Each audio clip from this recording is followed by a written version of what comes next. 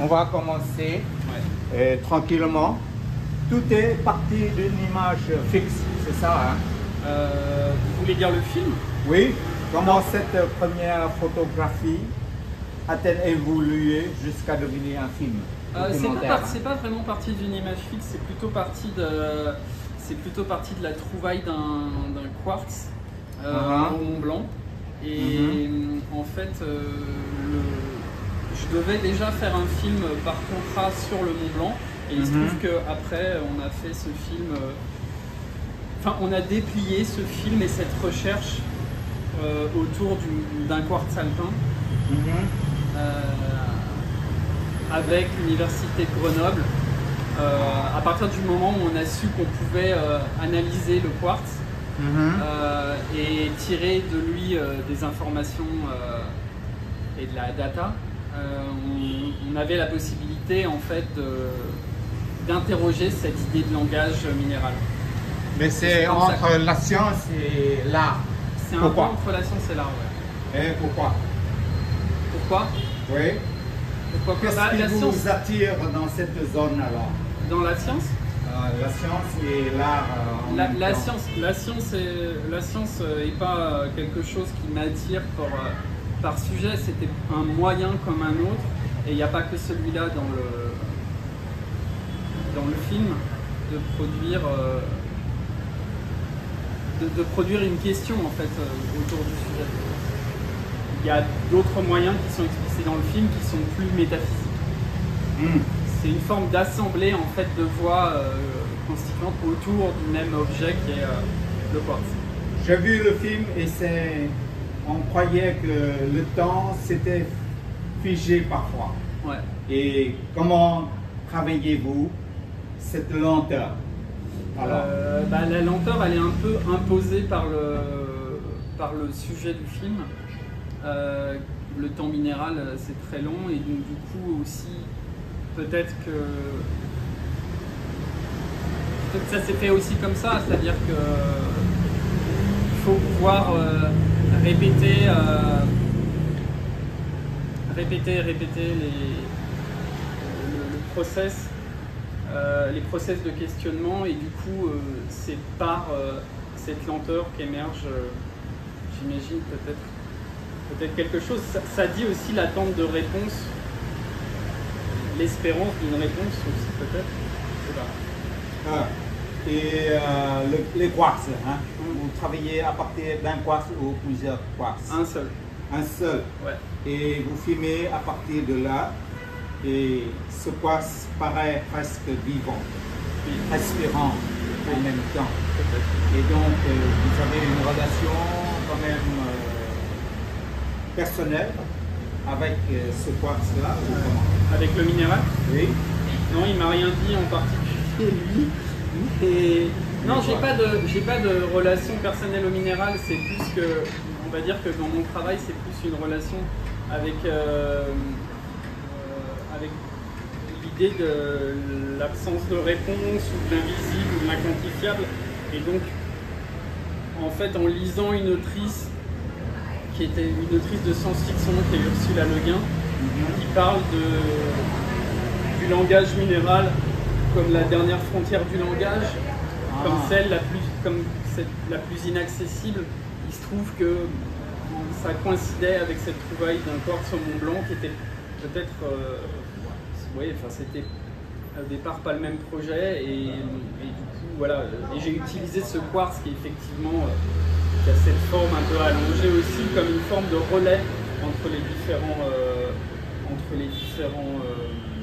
acteurs du film. Et finalement, c'est lui l'acteur principal, et pourtant il reste muet. C'est tous les trucs qui parlent autour.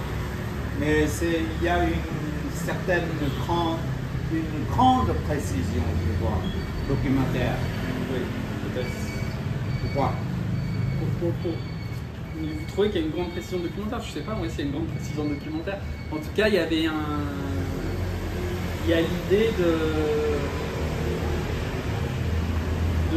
de faire coïncider la forme et le fond, et de réunir des gens autour de cet objet silencieux. Et la lumière, vous êtes photographe, donc la lumière semble être dans le film conducteur. Hein? La lumière, ouais. Bah oui, parce que finalement, Pourquoi? si on parle d'un objet transparent, la lumière, c'est une manière de le faire exister. Et c'est un de vos outils d'observation. La lumière? Oui. Oui, oui, si je fais de la photo, par essence, oui, par l'essence des choses, c'est un peu la lumière, ouais. Bien que je trouve pas que je sois un si bon éclairagiste comme ça. Mais il y a aussi beaucoup de silence dans votre film. Pourquoi? Comme je disais, ce silence, c'est aussi, ça participe de ce questionnement, de cette attente et de cette espérance. Une réponse, c'est aussi une manière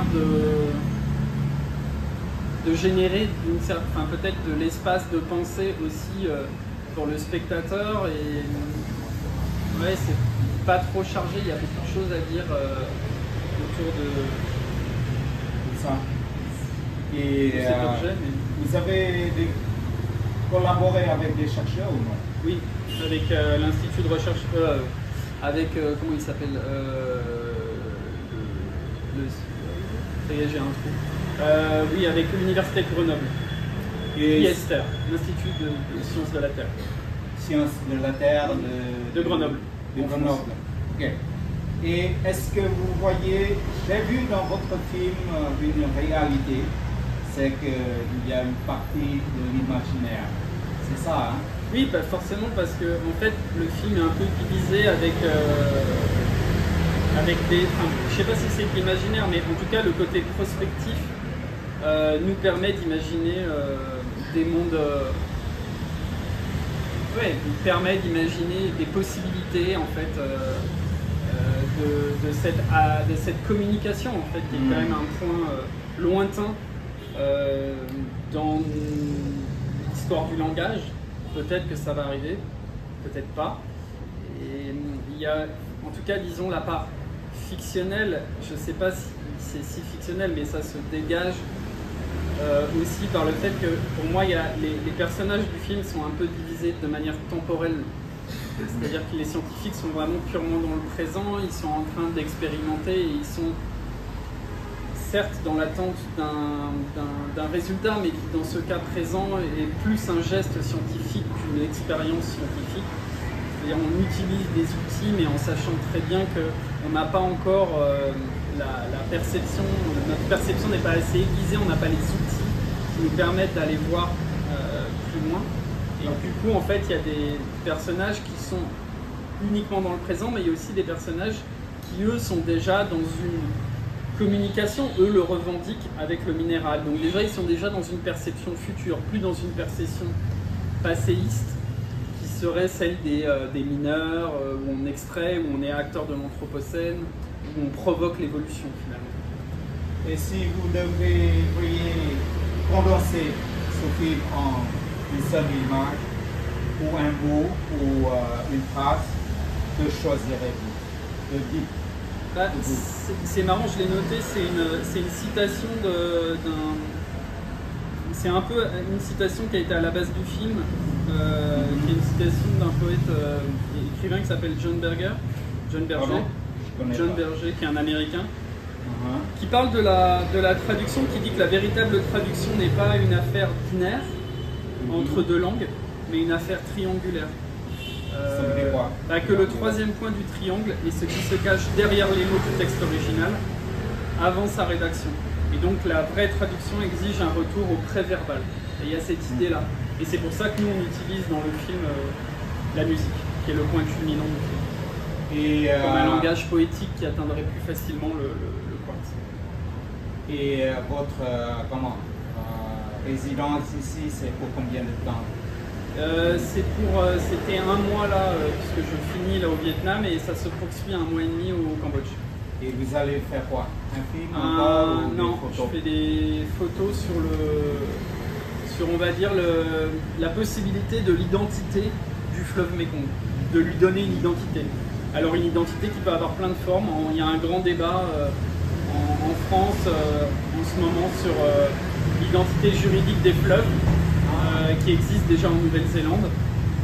Et voilà, donc c'est de se poser la question de quel rapport ont les gens qui vivent le long du Mékong avec l'eau, avec ce fleuve, et quelle identité on pourrait lui donner, une identité non humaine, mais une identité à protéger, une identité qui fait partie de la société. Mais vous savez bien que le Mékong, ça commence par le Tibet, en passant par la Chine, au Vietnam, etc.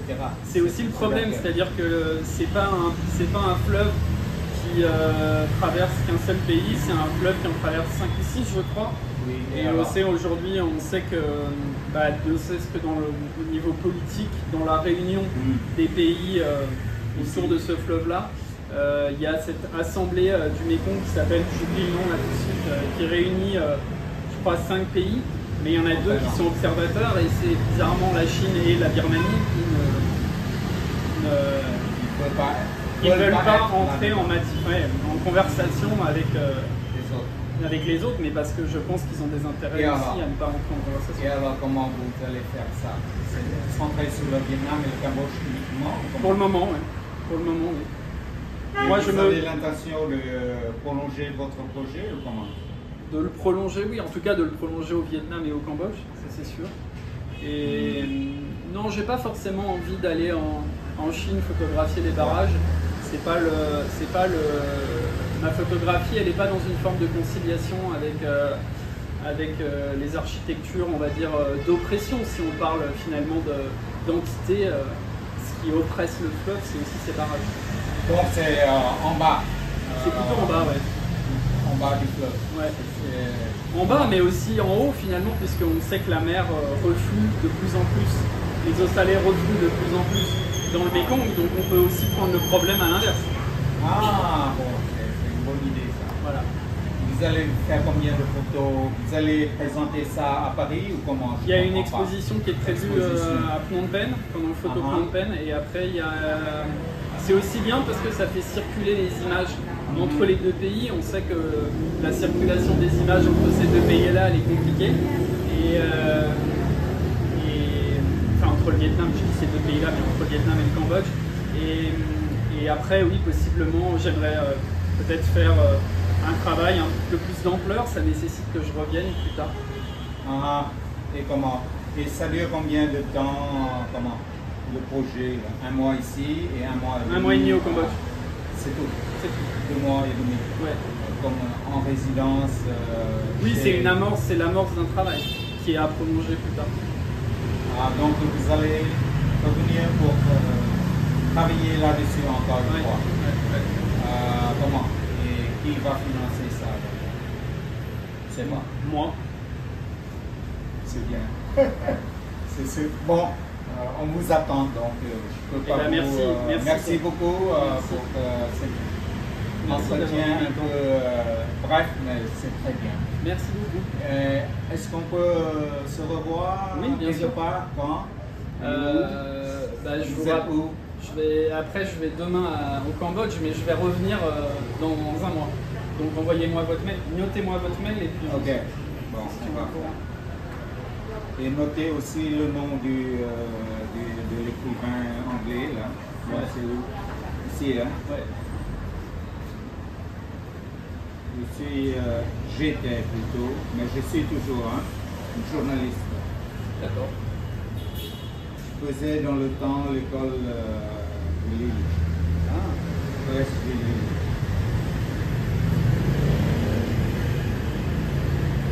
Mais mon français, ça vient d'ici. Ça n'a rien à voir avec le français, il est très bien. Ça n'a rien à voir avec la France, d'ailleurs. Enfin, je vais aussi entrer pour assister à votre... Merci beaucoup, Je dois vous remercier plutôt.